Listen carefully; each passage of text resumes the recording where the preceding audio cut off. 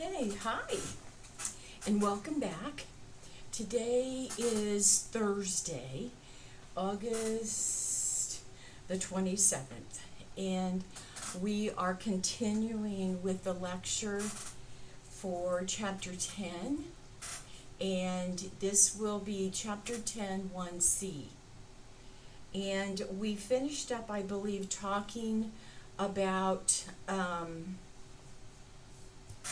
cranial nerves on or during our last recording, and we're going to just talk about that a little bit again in relationship to the next information that we're going to discuss, which we'll be hearing. And I did put on Canvas the picture of the cranial nerves. Now I will tell you that I do not expect you to know all of these. We know that remember, some of these cranial nerves are sensory nerves, which means that it's involved with one of your senses: smelling, seeing, hearing, tasting. Some of the cranial nerves deal more with movement, such as moving your mouth, moving your eyebrows, moving your tongue. And some of these cranial nerves deal with both sensory and movement. Now that could be like the eyes. Your eyes can move and you can see. So you have the sense of sight, and you also have the sense of movement, moving your eyes from side to side. You have 12 pairs of cranial nerves, as you know, and you have them on each side of your head. You have cranial nerves on the right hemisphere, and you have cranial nerves on the left hemisphere. And the cranial nerve that I feel is important as we launch into the next bit of material is the 8th auditory nerve. That is hearing, and it's in your temporal lobe. Temporal lobe is here. Frontal lobe, temporal lobe, parietal lobe is on top, and the occipital lobe is in the back. And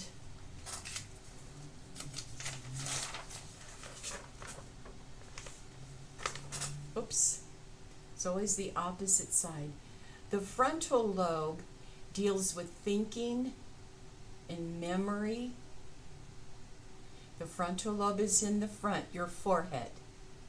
The temporal lobe at the side, let me get it just a little closer.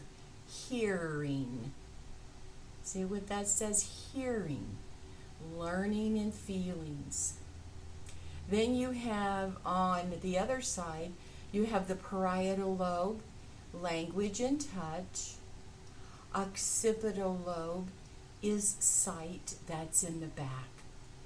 So you have 4 lobes in those hemispheres that are shared.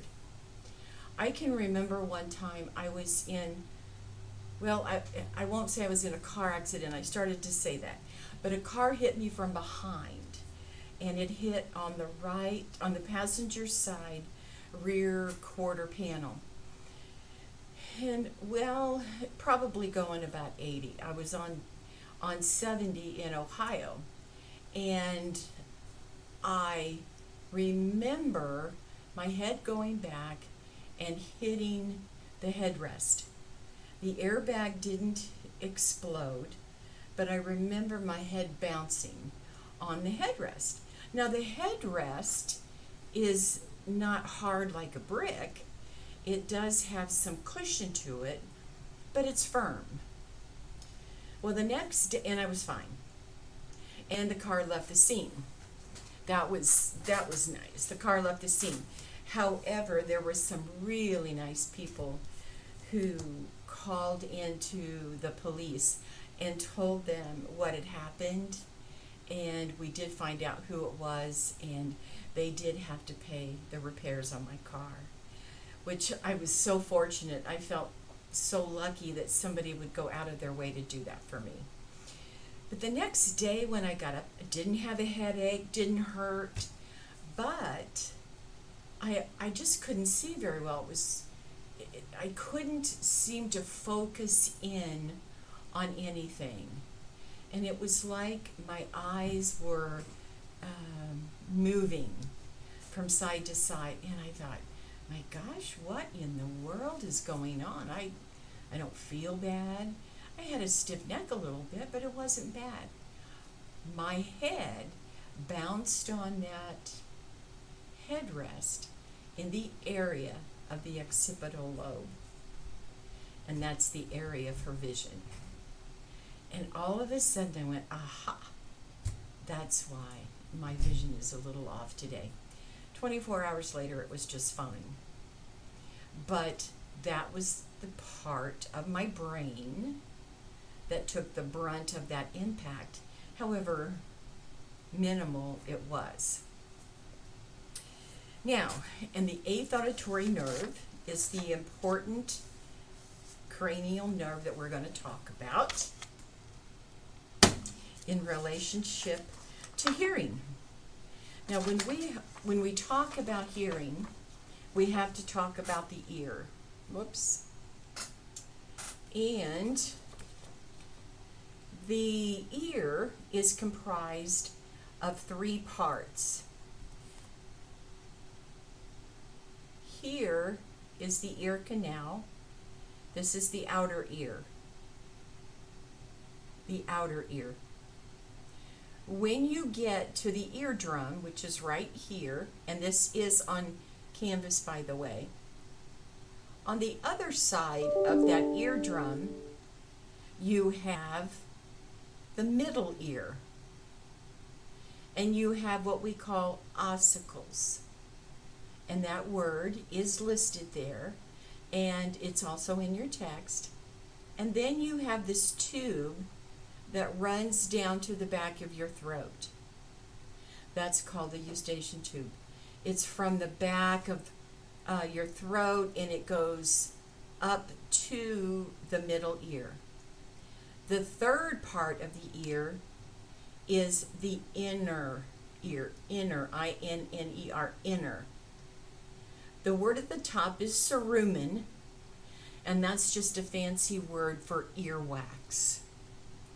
So, if you lose your hearing now, you would probably be okay. You have already been speaking and hearing for several years. Those skills are ingrained in you. You've been practicing talking for a long, long time. And your hearing is still important, but it's not as important for language development. Not like it is for a child, for a young toddler, a 2-year-old, a 1-year-old.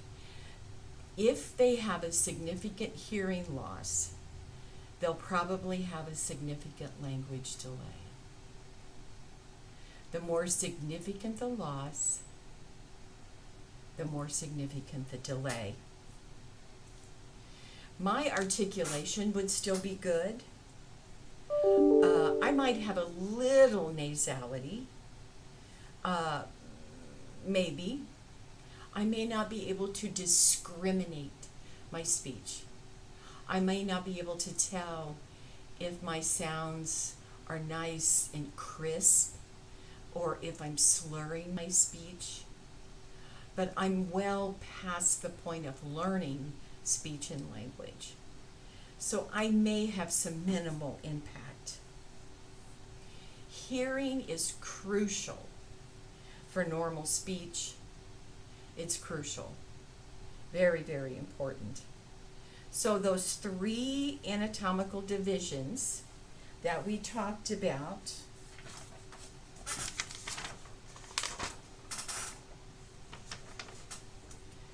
would be here, the outer ear, middle ear, and the inner ear. Whoops, I'm sorry.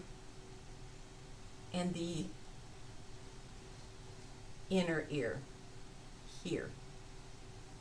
Now I'm going to talk more about the outer ear and the middle ear. I am not an audiologist. I don't claim to be an audiologist, but I know enough about normal language to know that we've got to be able to hear to learn it. When you think about sound, you hear something in the perimeter of the room. Like right behind me now, I have a fan on, and I can hear that fan. If I look out my window over here, I might see a siren or a fire truck. I can hear it and I can localize it. I can tell where it is. The sound comes into my ear. This is called the pinna. Pinna.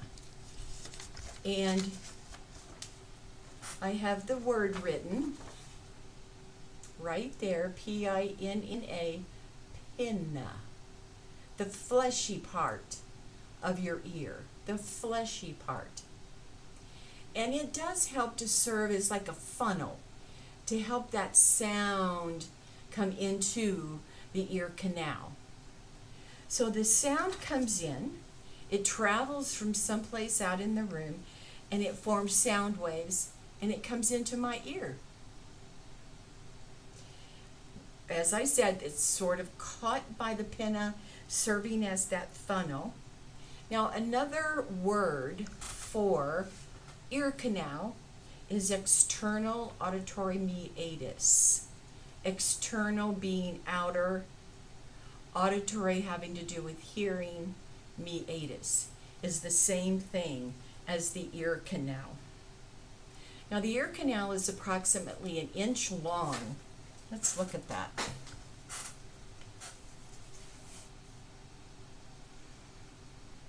There's 1 inch, 1 inch. That's how long that ear canal is. 1 inch. 1 inch long and 1/4 of 1 inch wide. So it's not very long and it's not very wide. When we get to the end of that ear canal, you're going to get to the eardrum, tympanic membrane. That's the eardrum. And it's tissue. And it's thin tissue. And if you are to see it, when you go to the doctor, sometimes they look in your ears to make sure you don't have fluid or excessive wax. But it's a gray color, it's a pearly gray color. And it can be translucent.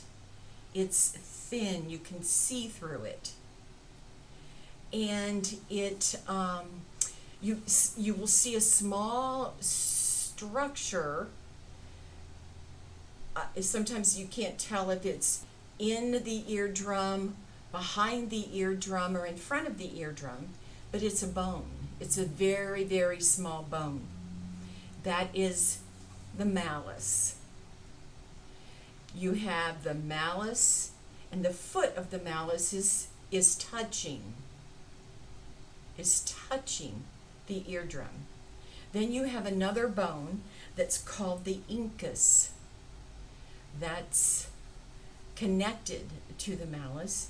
And then you have the third bone called the stapes. And it's also connected to the incus. And then the foot of that bone is connected to another piece of tissue on the other side of the middle ear. So here's your ear canal. Then in the middle ear you have the 3 small bones. Ossicles. Ossicles. They are the smallest bones in your body. They are connected with a little cartilage or tissue. The malleus is the largest one. The incus is in the middle, and the stapes is the third bone. And they work together in unison. So when the sound hits the eardrum, it sets the eardrum in motion, and the eardrum vibrates. That sets that ossicular chain, those three small bones, into motion. And they work together. The sound travels, it hits the eardrum. That sets the eardrum in motion. Remember, the malleus is connected to the eardrum on the inside, in the middle ear. And that sets those small bones into motion, and the sound travels through. It is in the middle ear where children will have fluid. Oh, he has fluid in his middle ear again. You go to the doctor, you get medicine, it clears it up. 3 days later, the fluid is back. You go back to the doctor, you get medicine, clears it up. 3 days later, the fluid is back. And it repeats itself many, many times. After, it used to be, when my daughter was young, and she's 38 now, if you had 10 ear infections in a year, then they would consider putting tubes in your ears. Fewer than that, no. You were responding to the antibiotic and you were okay and you didn't need ear tubes. And, okay. But what happens when there's fluid in the middle ear? When it fills up with fluid? Because it's an air cavity. But when it fills up, that ossicular chain can't work as well. It slows the sound down. Think of being in a swimming pool and you're standing there and you're trying to run. You're playing a game with somebody and they're a few feet away from you and you try and run to get to them. Well, you can't run, not in water, the same way that you can on land. So it slows the transmission of the sound a bit. So these ossicles are working together. It's important that there's not excessive fluid. It's important that there's not excessive cerumen or earwax. Now the inner ear, oh, here it is. To get myself in a position where I can see. The inner ear is right here. You see that circle? It looks like a honey bun. That is part of the inner ear. Looky here. Want you to see this. Facial nerve. Facial nerve goes to the 8th auditory nerve. 8th auditory nerve, an important one. Very important. So if you have impacted cerumen, earwax that doesn't come out, just packs and packs, you're going to have trouble hearing because the sound can't travel through that earwax. If you have fluid in your ear, it's going to slow down the transmission, the movement of that sound wave, and it's going to reduce your ability to hear. Now, if you have ear infections frequently and you can't hear often and you're trying to learn language, it's going to be hard. Sometimes the fluid in the ear infections are episodic. They're here, they're gone. They're here, they're gone. And sometimes it's at a real crucial time in development. So the child may be picking up words, but they don't have very many words. And that could be due to some repeated ear infections and the inability to hear sounds well at a crucial time. So, earwax building up in the ear canal. We're supposed to have earwax. You want to have some. It helps keep foreign substances out of your ears. You have little hair cells or hairs in there, and you want to have that. But it's okay to have some earwax. Some people produce more earwax than others.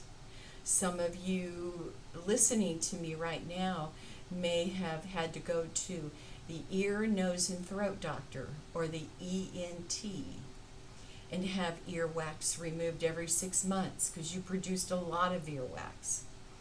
I will also tell you that our kiddos who have a diagnosis of Down syndrome have very tiny ear canals. Remember, the ear canal is 1 inch long, 1/4 of an inch wide, but our kiddos with Down syndrome, those ear canals have an unusual curve and they're very small. So it is not uncommon for them to have to go and have that earwax cleaned out frequently due to the buildup of that earwax. I want you to watch 2 YouTube videos dealing with earwax removal. Oops. So sorry. That proves to you this is live. I moved my book and my camera moved at the same time. Whoops, there's my cord. Oh, we're going to have a problem again. Let me see here. Oh, golly. Well, it's live, guys. It's live TV. And I've got to aim it down. There we go. There we go. That is funny. Okay. There are 2 videos on YouTube that I would like for you to watch. And I'll put this on Canvas too. One of them, the first one, this is the first one, and I want you to watch this one first. How earwax is professionally extracted. How earwax is professionally extracted. It's by Beauty Explorers. That's the first one. The second one I want you to watch, one of our most difficult earwax removals, is the second one. And also a part of that title was the capital letter E, capital P, and -62. Okay? Now, I will tell you that the second video, in this second video, they're removing earwax. And if you have a weak stomach, I don't think it's bad. They're removing earwax. There's no blood. Nobody's cutting anybody. But if you have a squeamish stomach, just look away and occasionally glance back. But I want you to see that because I want you to see how that wax can get in the ear, get impacted, and makes more sense as to how that sound isn't getting through. Okay? The first one, how earwax is professionally extracted by Beauty Explorers. The second one of our most difficult earwax removals, EP62. There are all kinds of videos on YouTube of wax removal. All kinds. Foreign substances that kids put in their ears. It's kind of interesting, I think. Old wax is black. That if the doctor's removing black wax, it's old. If it's kind of a brown or honey color, that's the color it should be, and that wax is not old. It's fresh, current, whatever you want to call it. So I would like for you to watch those 2 videos. Now the inner ear, the ear canal, outer ear, the middle ear has the ossicles. The inner ear contains important structures for hearing. And it contains a system that helps us with balance. That's part of that inner ear. It has important structures, a cochlea, things like that. But we're not going to talk about that.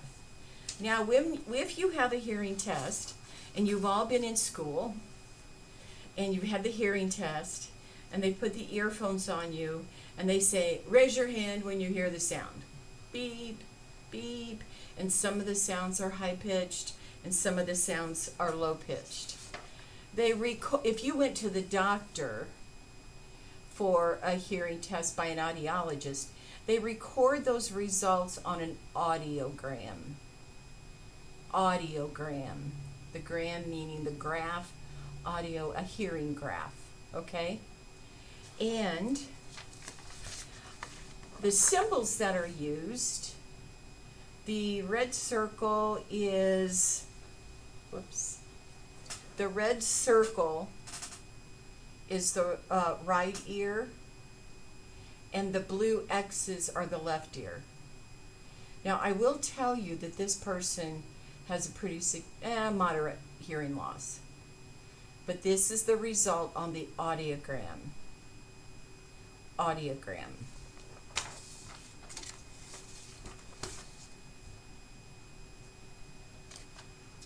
Okay. I think that we've talked about the 8th auditory nerve as being very important. You can see where a person, when you watch these videos, you can see where a person, if they have a lot of impacted wax, could really make a difference.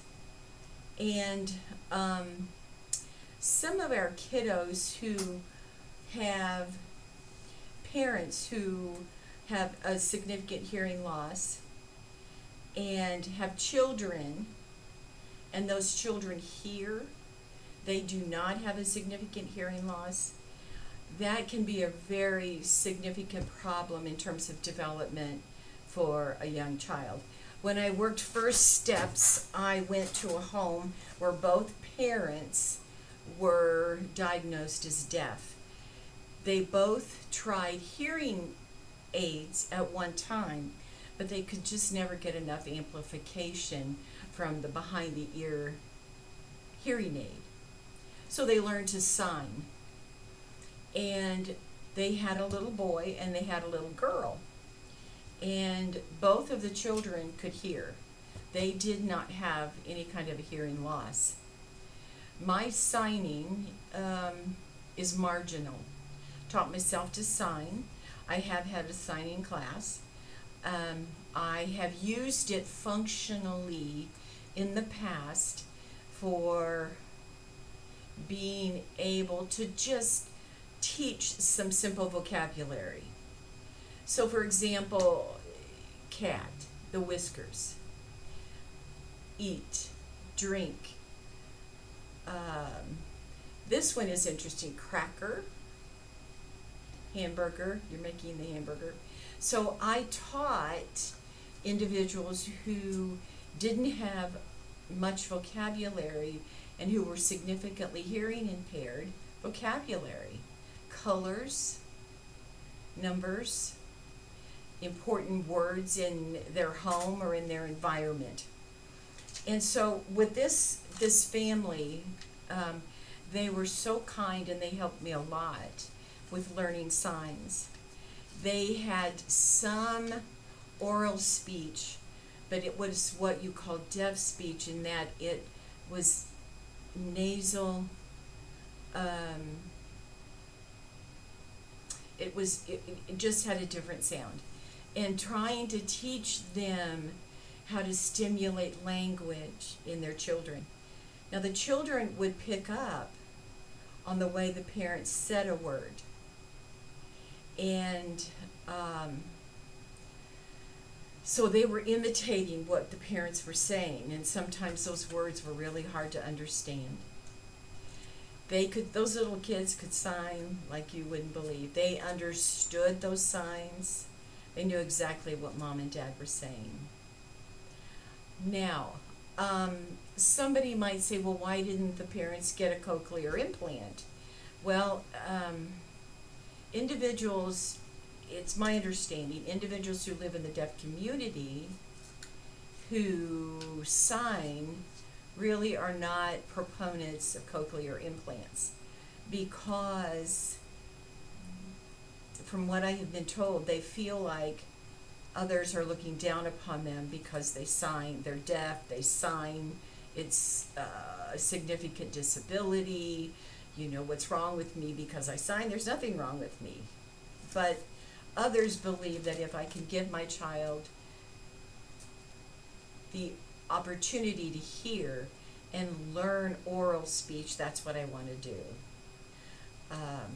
I went to a conference one time at Purdue, and it was on hearing, and the advancements in hearing aids and cochlear implants, and there were members from the deaf community picketing and protesting the use of hearing aids, amplification, and cochlear implants.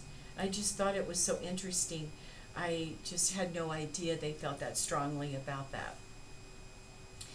When you see the videos, you're going to get a better feel for the outer ear canal, the middle ear. You're going to get, and it's so cool, you're going to get to see the tympanic membrane, and you're going to get to see the malleus through the tympanic membrane. It's white. You'll see the circle of the tympanic membrane, and it's pearly gray color. And then you're going to see this white thing. That's the malleus. Once they've been able to clear that wax away, and it is really, really cool. So the sound hits the eardrum, sets it in vibration.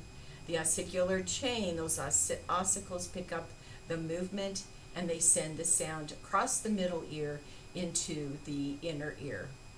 Now, I showed you that tube that is coming down from the middle ear called, let me get over here, called the eustachian tube.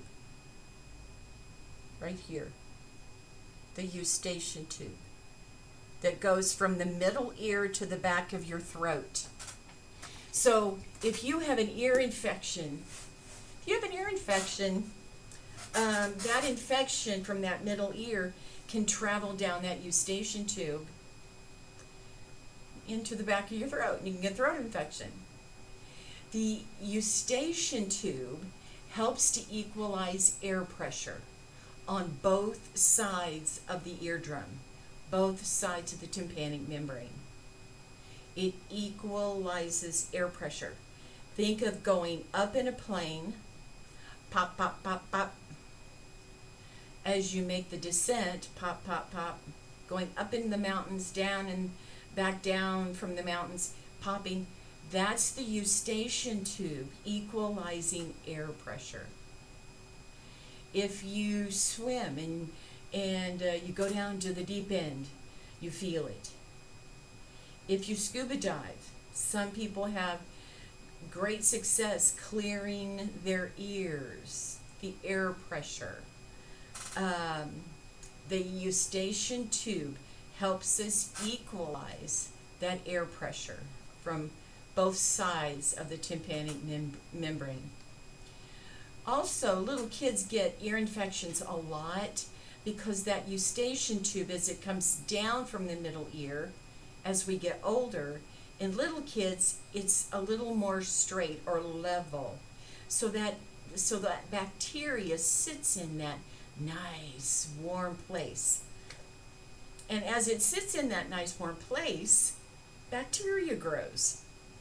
And then you end up with an ear infection. Now, I just want to talk briefly about ear tubes.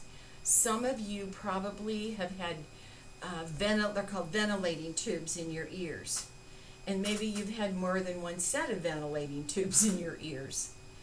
But ear tubes are placed because a child has repeated ear infections, and the tube it's a tube, open on both ends, inserted into that tympanic membrane, into that eardrum, and it allows for the infection to drain. The infection drains out of that ear. And that's what you want them to do. So if the child has tubes and they're in your classroom and you see this blood, find out if they just had tubes put in their ears. Also, tubes come out. They don't always stay in. And some ENTs, and the ENT, the ear, nose, and throat specialist, they're the ones that do that surgery. It's outpatient. They'll put a red tube in the right ear and a blue tube in the left ear. And the reason they do that is because, of course, when I showed you the audiogram, the red circle was the results that were recorded from the right ear. The blue X was the results that were recorded from the left ear. But if you have two different colors and you find this tube, let's say mom goes in to wake him up and there's this little tube, a blue tube on the pillow, automatically you know which ear it came out of. And so I think that's really rather clever. But the tube is inserted, and then it allows the infection to drain. If they fall out, the ENT may say, well, let's just wait and see if he gets another infection. We can always put another set of tubes in. What that does, immediately when the tube comes out, is there's going to be a hole left in the eardrum, but it will very quickly seal over. A child who's had lots of ear infections, several sets of tubes, will have some scarring on the tympanic membrane. And the drum doesn't move quite as well. It's stiff. Think of scar tissue. It's stiff. And so when you go for a hearing test, they may ask you if you had a lot of ear infections. They may say, well, you've got a mild hearing loss, and it's from the scarring on the eardrum. It may be. But that doesn't mean you're not going to be able to function and hear and communicate, because you probably will. But those repeated ear infections. A stiff eardrum is a small price to pay to be able to learn language. And so ventilating tubes are not uncommon with our kids. Also, kiddos who have tonsillitis a lot of infections in the adenoids. The tonsils sit back here, the adenoids are up a little bit higher, as we've talked about, and cause a lot of infections. And so they may need to remove the tonsils to reduce the number of throat infections and the possibility of infection ending up in the ears. I will tell you, when I was about, I think 5 or 6 years old, I had lots of throat infections, numerous throat infections. And so the doctor decided to take my tonsils out. And at that time, I went into his office. I remember the ether mask coming over my face. I remember the smell of the ether. The doctor told me to count backwards, starting with 100. And the next thing I knew, I woke up, I was in his office, and my tonsils were out. Yep, I had my tonsils removed in the doctor's office. They don't do that anymore. And my doctor also made house calls. I'm that old. But anyway, so we do have genetic hearing losses. And sometimes there are several kids within a family who have are known to have a lot of excessive wax, or they have lots of ear infections too. Okay, that will finish us up for chapter 1. The next chapter that we will start, or that finishes up for chapter 10. I'm sorry, chapter 10. And then the next chapter we're going to start will be chapter 1, a connection of the brains. Okay? I want to remind you again about the YouTube videos, how earwax is professionally extracted by beauty explorers. One of our most difficult earwax, and the other one of our most difficult earwax removals. Now, if you have an interesting story about early childhood with earwax removals, ear infections, family members who had hearing losses and wore hearing aids, email those to me. I'd like to share those with the rest of the students. Okay? Feel free to send those to me, or if you'd like to Zoom about that, we can do that too. All right, today is Thursday, the 27th. I'll be lecturing to the face-to-face group. They're just a little bit, I think, behind with material, so but they'll catch up.